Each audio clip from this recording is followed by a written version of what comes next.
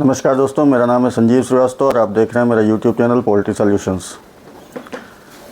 दोस्तों, आज एक पोल्ट्री की विशेष बीमारी की बात करते हैं जो इस मौसम में बहुत ही कॉमन है और उसका नाम है ई कोलाई। तो ई कोलाई गर्मियों में ज़्यादा आती है, फार्मर परेशान होता है, उसका लॉस होता है, इकोनॉमिक लॉस होता है। तो इसके बारे में चर्चा करते हैं। तो सबसे पहले हम ये समझें ई कोलाई है क्या। ई कोलाई एक बैक्टीरिया है, ग्राम नेगेटिव बैक्टीरिया है और ये हर बर्ड में पाया जाता है। ज़्यादातर इसका जो स्थान है पाए जाने का वो है इंटेस्टाइन, लेकिन एक्स्ट्रा इंटेस्टाइनल यानी इंटेस्टाइन के बाहर भी ये पाई जाती है। अब ये जो बैक्टीरिया है इसकी खासियत ये है, क्यों इसको निकालना या इसको मारना मुश्किल होता है, क्योंकि एक तो ये एरोबिक और नॉन एरोबिक यानी ऑक्सीजन की उपस्थिति में और ऑक्सीजन की अनुपस्थिति में दोनों में ये ज़िंदा रह सकता है। इसका पीएच का रेंज 4.5 पीएच से 9 पीएच तक होता है, यानी कि जहाँ से आते शुरू होती है वहाँ से लेकर और जो मुर्गी की बीट होती है उसका फीसेस का पीएच भी 8.5 तक होता है। तो ये वहाँ तक ये ज़िंदा रहता है। इसके बाद टेम्परेचर की बात करें तो 18 डिग्री सेंटीग्रेड से 44 डिग्री सेंटीग्रेड तक ये रह सकता है जीवित अवस्था में। तो इसलिए इसको इरेडिकेट करना, इसको मारना, इसको ख़त्म करना थोड़ा सा मुश्किल होता है हम सब के लिए। अब बात करते हैं कि ये क्यों हो सकता है, ई कोलाई आएगा कैसे और इसको कैसे हम निपटेंगे, इसके लक्षण क्या होंगे और इसको कैसे ख़त्म करेंगे। तो सबसे पहला कारण जो इसका होता है वो होता है पानी, कंटामिनेटेड वाटर। पानी में जैसा कि आप सबको पता है कि अगर पानी में ई कोलाई होता ही होता है, वो हम भी जो पानी पीते हैं उसमें भी ई कोलाई मिलेगा। बहुत ज़्यादा अगर बोरिंग वाला पानी पीते हैं, यानी कि अगर 150-200 फीट बोरिंग पे जाते हैं तो ई कोलाई मिलने की संभावना कम हो जाती है। लेकिन जहाँ पे पानी 20-30 फीट, 50-60 फुट पे निकलता है, इवन 110 फुट तक भी, तो वहाँ पे ई कोलाई आने की संभावना ठीक ठाक सी होती है।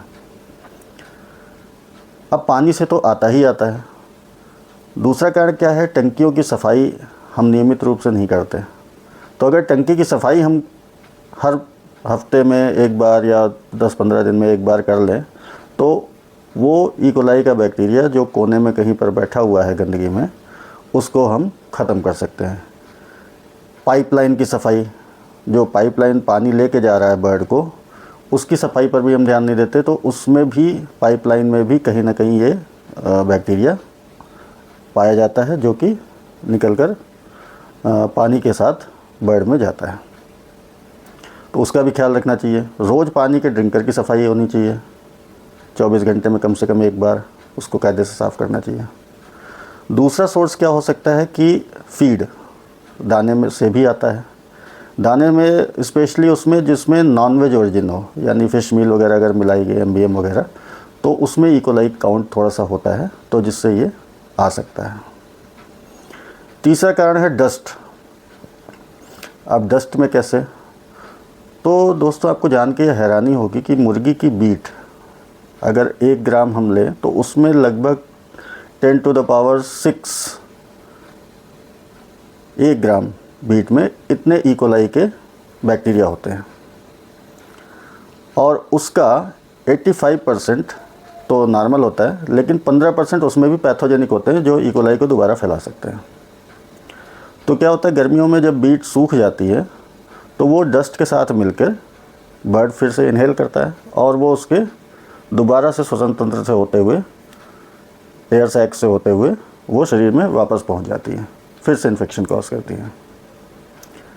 इसके अलावा क्या कारण हो सकता है कि अगर पानी में आयरन की मात्रा ज़्यादा है तो वो ई कोलाई को बढ़ाने में सहायक होता है। कई बार हैंडपम्प का पानी हमारे फार्मर भाई पिलाते हैं, तो उसमें अगर आयरन की मात्रा ज़्यादा होगी तो उससे भी ये बढ़ सकती है। अच्छा, इसी बात पे ये भी कह दूं कि अगर ई कोलाई हो गया है तो कई बार वज़न टूटता है, क्योंकि एफसीआर ख़राब होता है, एंटीबायोटिक्स लगाई जाती हैं तो भी FCR गड़बड़ होता है बर्ड का वज़न, तो उसके बचने के लिए भी लोग आयरन टॉनिक लगा देते हैं, तो वो हमें नहीं लगाना है।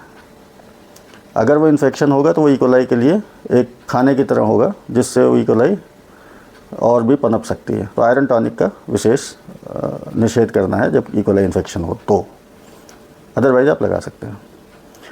चौथा, ओवर क्राउडिंग एक वजह हो सकती है, बहुत ज़्यादा पक्षी पड़े होंगे तो, अमोनिया से बहुत ज़्यादा, या कोई बीमारी आ रखी हो जैसे कि IBD, CRD, गंबोरो, कोई भी वायरल या बैक्टीरियल इन्फेक्शन, यानी कि अगर बर्ड की इम्यूनिटी किसी भी वजह से ब्रेक हुई है, इवन हीट स्ट्रोक, बहुत ज़्यादा गर्मी हो रही है तो भी बर्ड की इम्यूनिटी ब्रेक होती है। इम्यून सिस्टम जब भी उसका कंप्रोमाइज़ होगा तो इकोलाई का इन्फेक्शन बर्ड में दिखाई पड़ने लगेगा। तो हमने बर्ड का इम्यून सिस्टम हमेशा हेल्दी रखना है, क्योंकि बर्ड के इंटेस्टाइन में तो इकोलाई है ही है, वो रोज़ पानी पी रहा है, रोज़ दाना खा रहा है, रोज़ डस्ट ले रहा है, तो इकोलाई तो उसके शरीर में आनी ही आनी है। अगर शरीर की इम्यूनिटी मजबूत होगी तो उससे लड़के उसको बीमारी के रूप में घर नहीं करने देगा। अब ये बीमारी दो तरह से हो सकती है, एक वर्टिकल, एक हॉरिजॉन्टल। वर्टिकल कैसे होगी, यानी कि ये माँ बाप से भी आती है। तो जो माँ बाप से आती है, यानी जो चिक्स में होती है, उस बीमारी का नाम है ओम्फेलाइटिस, जिसमें नेवल में, उसके पेट में पानी भर जाता है, कई बार आपने चूज़ों में देखा होगा, वो भी इकोलाई इन्फेक्शन ही है। अब वो कैसे होता है कि कई बार ना हैचरी वाले क्या करते हैं कि वो अंडे जो होते हैं वो गंदे अंडे भी लगा देते हैं सेटिंग में। तो मैंने जैसे आपको बताया कि उसके बीट में इकोलाई होती है, 15% पैथोजेनिक भी है। तो वो जब अंडे हैचर मशीन से बाहर आते हैं तो वो बच्चे पिक कर लेते हैं उस डस्ट को, और उससे उनको ओम्फेलाइटिस हो सकती है। तो ये भी एक तरह का इकोलाई इन्फेक्शन है। दूसरा इकोलाई का जो हम देखते हैं यंग बर्ड्स में जो ज़्यादातर आती है वो है एयर सेक्युलाइटिस, यानी एयर सेक्स का इन्फेक्शन। तो एयर सेक्स जो लंग्स के साथ का भाग है रेस्पिरेटरी सिस्टम का, तो एयर सेक्युलाइटिस। फिर एक सेप्टिसीमिया जो खून से रिलेटेड है। इसमें आप देखेंगे कि बर्ड का जो लीवर होता है वो या तो काला हो जाएगा या हरा हो जाएगा, इस तरीके से। फिर सेल्पेंजाइटिस होता है, साइनोवाइटिस होता है। सेल्पेंजाइटिस ओविडक्ट का इन्फेक्शन होता है, लेयर के केस में पाया जाता है। साइनोवाइटिस जॉइंट्स का इन्फेक्शन होता है, वो भी लेयर के केस में ज़्यादा कॉमन होता है। एक कोलीग्रेनुलोमा होता है जिसमें ट्यूमर्स बन जाते हैं छोटे छोटे बॉडी पे, वो भी एक इकोलाई इन्फेक्शन है। और ये सब लेयर के पार्ट है।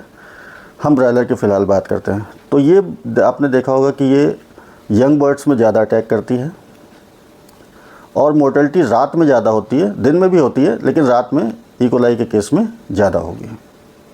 अब इसके लक्षण क्या क्या हो सकते हैं? तो लक्षण में आप देखेंगे, सबसे पहले तो उसकी बीट से एनालिसिस करें, जैसे मैंने पिछले वीडियो में बताया था आपको।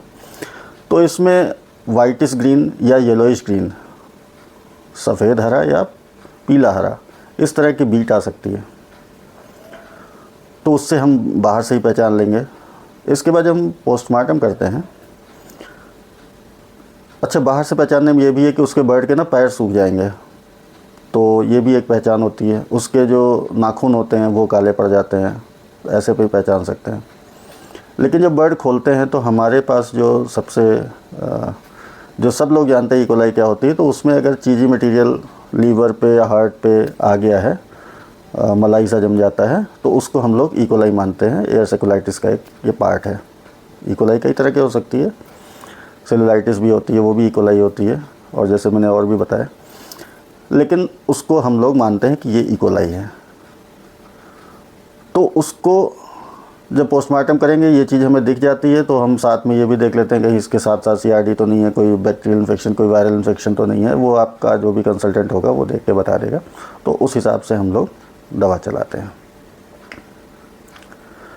तो ये तो हुई किस वजह से आई, यानी कि डस्ट से हमने परहेज़ करना है, वाटर सैनिटेशन का ख्याल रखना है, फीड का सोर्स देख लें कि नॉनवेज सोर्स है अगर, तो उसकी वजह से तो नहीं आ रहा है, अमोनिया कंट्रोल कर लें, ओवर क्राउडिंग से बचें, टेम्परेचर बहुत ज़्यादा नहीं होना चाहिए इस वजह से। अब हम ये सोचें कि अगर ये बीमारी आ गई है तो हमारे पास क्या उपाय हैं। तो पहले तो ड्रग ऑफ चॉइस जो इसके लिए होती थी वो होती थी कोलेस्ट्रीन सल्फेट, कई कंपनियों की आती थी कोलेस्ट्रीन सल्फेट, तो वो अब गवर्नमेंट ने बैन कर दिया है, तो अब वो नहीं मिल पाती कई बार। तो एक दवा है कोलिकिलार के नाम से आती है, आप उसको इस्तेमाल कर सकते हैं। वो एक ऑयल बेस्ड दवा है एंटीबायोटिक अल्टरनेट थेरेपी से, तो उससे बहुत जल्दी आराम मिल जाता है। लेकिन इकोलाई का जब भी आप इलाज करेंगे तो आपने सबसे पहला ध्यान जो देना है वो इम्यूनिटी पे। इम्यूनिटी का इलाज, इम्यूनिटी की दवा सबसे पहले देनी है, उसके बाद इकोलाई की दवा देनी है। तो दोस्तों, इन चीज़ों से अगर हम बचाव कर सकें, इन बीमारियों को जान सकें और इस तरीके से हम बर्ड को पालते हैं, तो हमें निश्चित रूप से लाभ हो सकता है। अगले वीडियो में बात करेंगे समर मैनेजमेंट की, गर्मियों से, हीट स्ट्रोक से बच्चों को कैसे बचाया जाए और क्या कर सकते हैं, क्यों होता है। तब तक के लिए इजाज़त दीजिए, मिलते हैं अगले वीडियो में। नमस्कार।